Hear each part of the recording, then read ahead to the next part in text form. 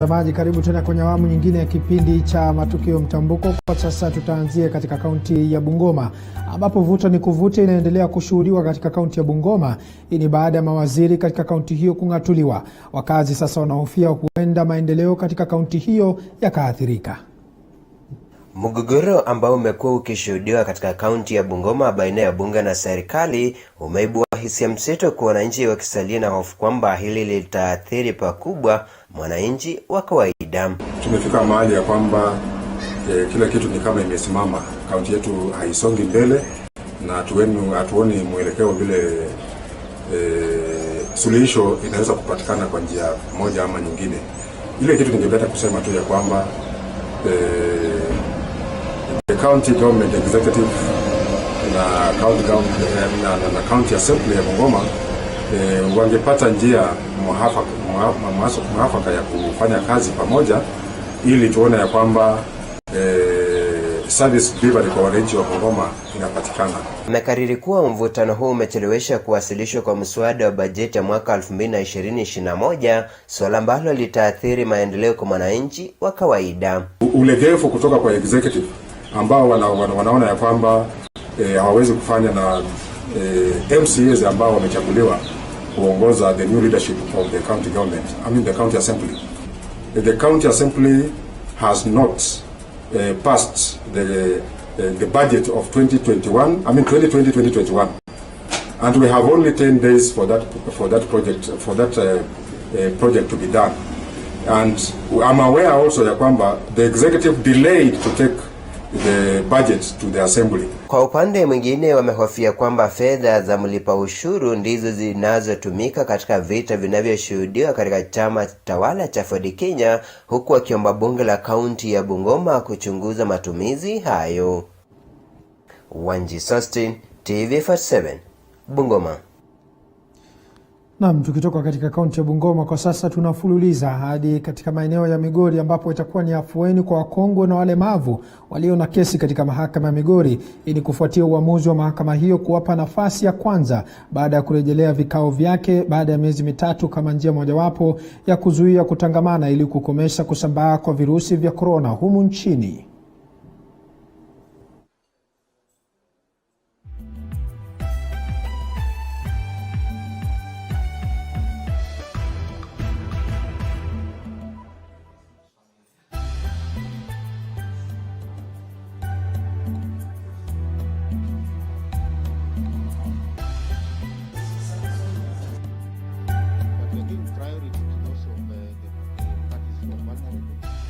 Like children, the aged, and those in remand. We also try to do everything possible to ensure that we protect both our staff, judicial officers, and the litigants who appear before us. And we came up with a raft of recommendations on upscaling operations. One of the recommendations was that we will be handling 4 matters a day for our 5 courts.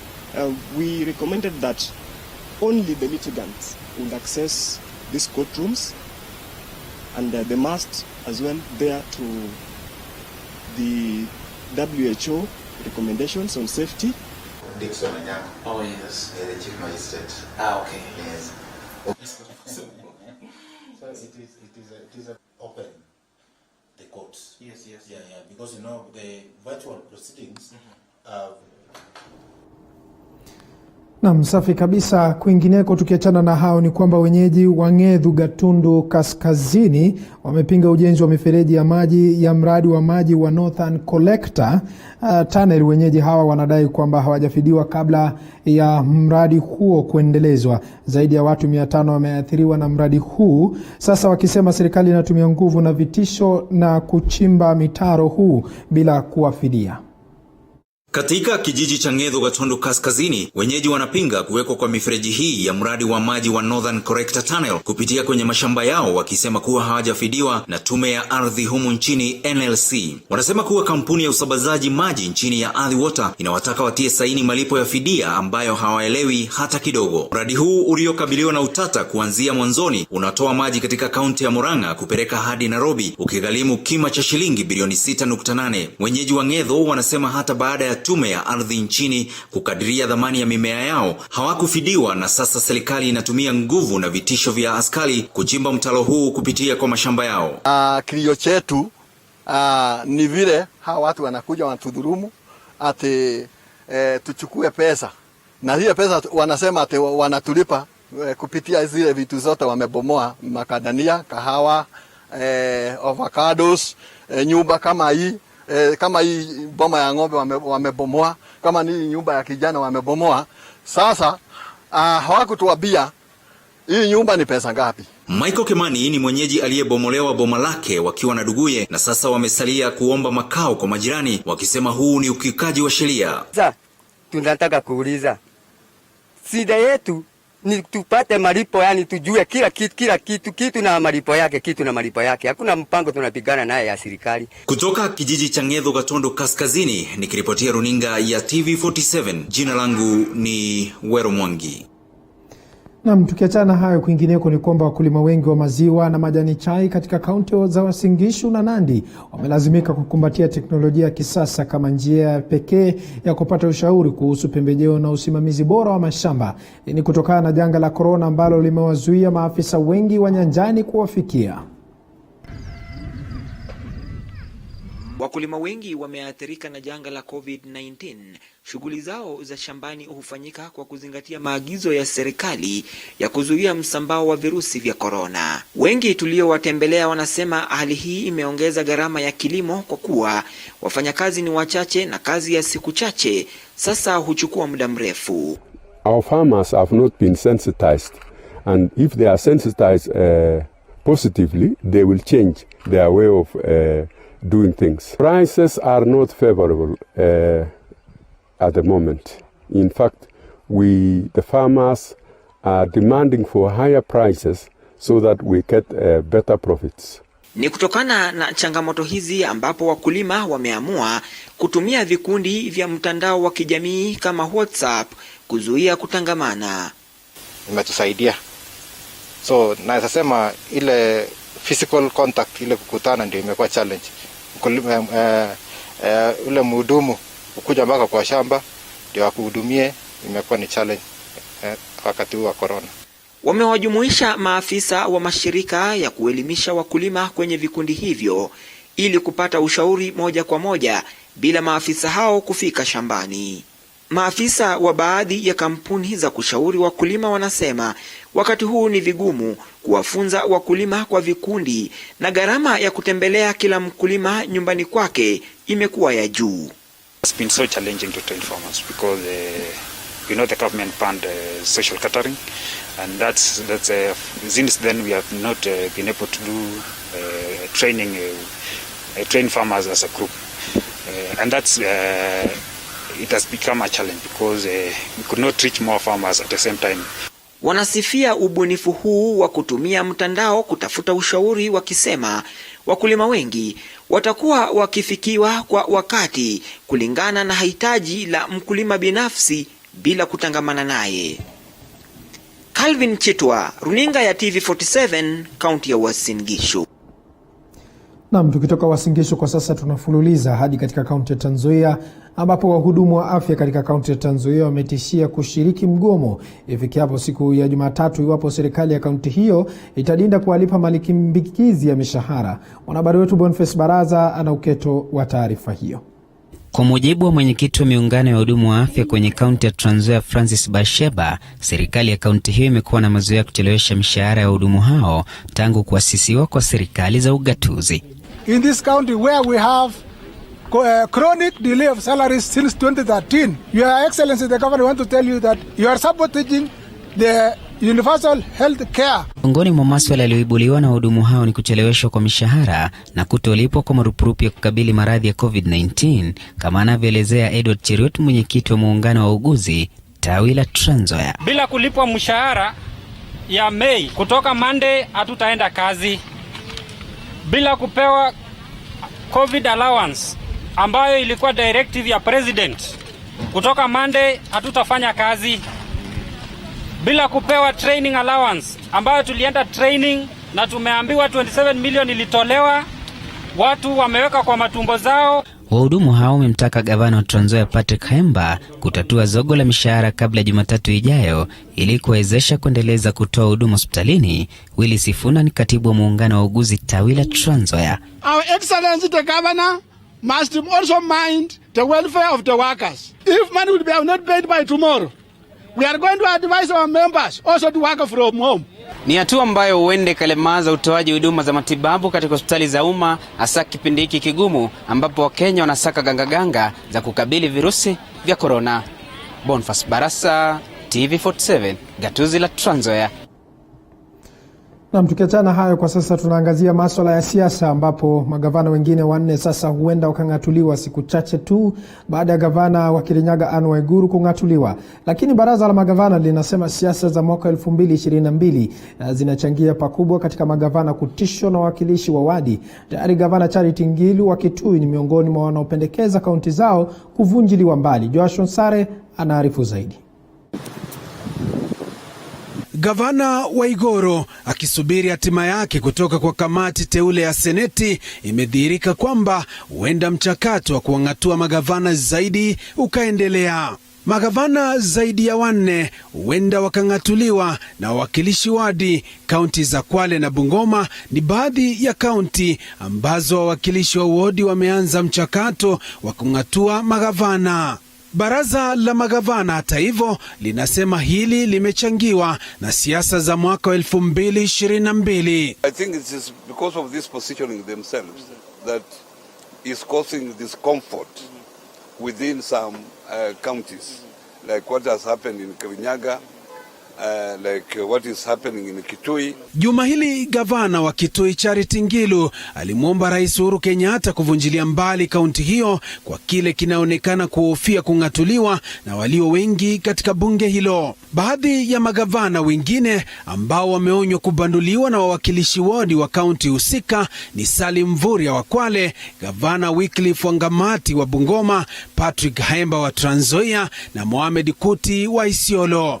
Lakini seneta Isaac Mwaura amemwandikia spika wa bunge la seneti Ken Lusaka kujadili sheria mpya ya kipengee ambacho kitatoa utaratibu wa kumbandua gavana. Baadhi ya kesi hizi za kubanduliwa kwa magavana likidaiwa kushinikizwa kutoka nje ya mabunge ya kaunti. Waiguru's head is being asked for not by the county assembly.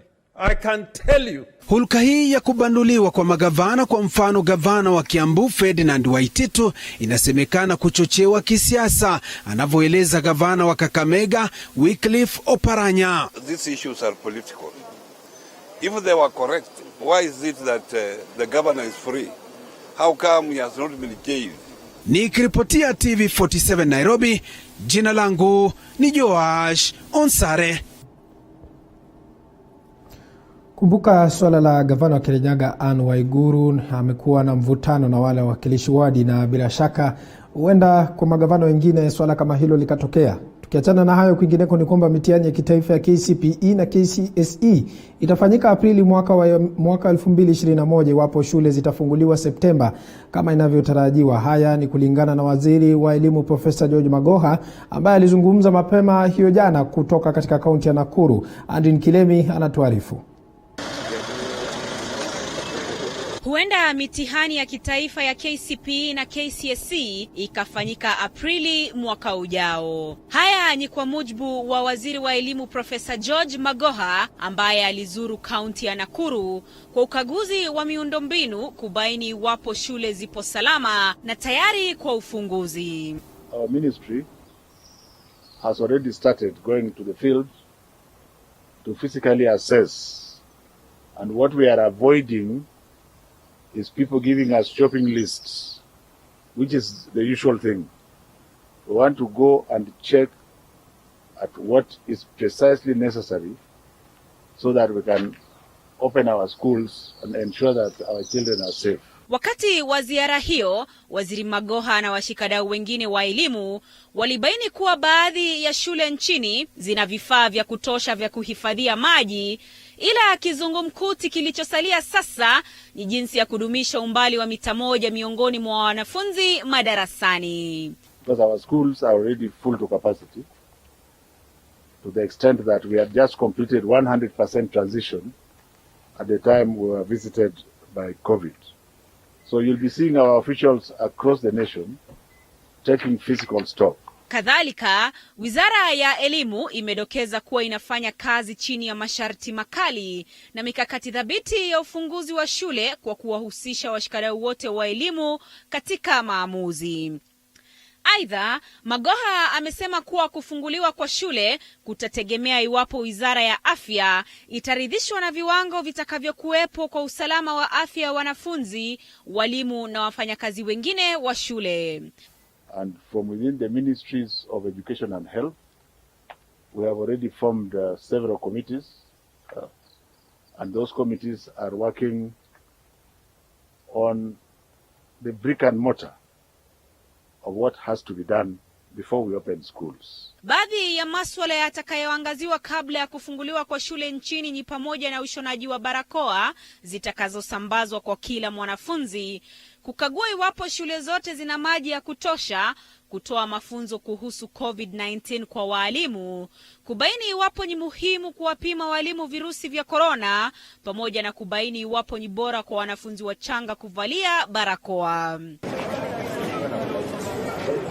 Kufikia sasa, serikali imetoa mgao wa bajeti wa shilingi bilioni 2.4 kuwaajiri walimu 10,000 pamoja na kusaidia kukabili msambao wa korona. Shilingi bilioni 2.1 kwa ujenzi wa madarasa zaidi pamoja na shule za upili. Shilingi bilioni 1.9 zikitengwa kwa madawati ya shule za upili na za msingi. Milioni 700 ikitolewa kuboresha miundombinu, huku milioni 300 ikitengwa kuwaajiri walimu watakaosaidia kwenye masomo ya kidijitali katika shule za umma. Andrin Kilemi, Runinga ya TV47. Naam, serikali imetoa onyo kwa wanakandarasi wanaozembea katika kukamilisha kazi wanazopewa na serikali. Waziri wa Usalama Fred Matiang'i amesema haya baada ya kukutana na viongozi wa eneo la Magharibi hapa jijini Nairobi. Mwanahabari wetu Magi Maina na mengi zaidi. Waziri Matiang'i amesema kuwa zaidi ya 30% ya kazi za serikali zimepewa wanakandarasi wapya baada ya waliopewa kazi hizo kukosa kuzitimiza. Matiang'i anasema kuwa wanakandarasi wa hapa nchini hawajichukulia kazi zao kwa umakini ipasavyo na watachukuliwa hatua za kisheria. We have lived this way for a long time and Kenyans know this culture. We have challenges. One day when we publish the report that the president has directed us to do on government projects, you will see some of the horrors of some of the things that people are doing.